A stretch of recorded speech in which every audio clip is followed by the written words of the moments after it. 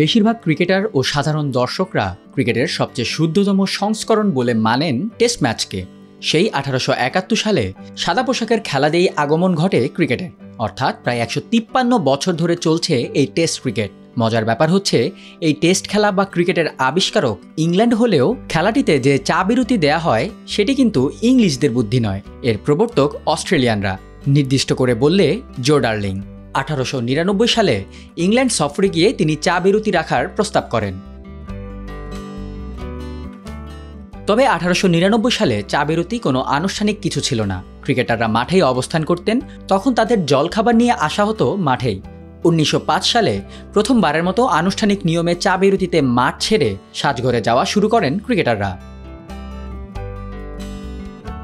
তবে চা বিরতি নিয়মে পরিণত হওয়ার অনেক আগে থেকেই এটির প্রচলন ছিল।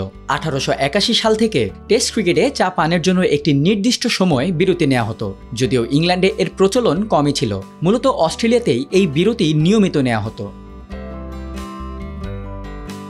টেস্ট ক্রিকেটের সুদীর্ঘ ইতিহাসে মধ্যাহ্নভোজ ও চা পানের বিরতি খেলাটিতে যোগ করেছে নতুন এক মাত্রা। 5 দিনের ম্যাচে প্রতিদিন 7 ঘন্টা মাঠে থাকেন খেলোয়াড়রা, যার মধ্যে 3টি সেশনে 2 ঘন্টা করে 6 ঘন্টা খেলার পাশাপাশি 40 মিনিটের মধ্যাহ্নভোজের বিরতি ও 20 মিনিট চা পানের বিরতি নিয়ে থাকেন সবাই।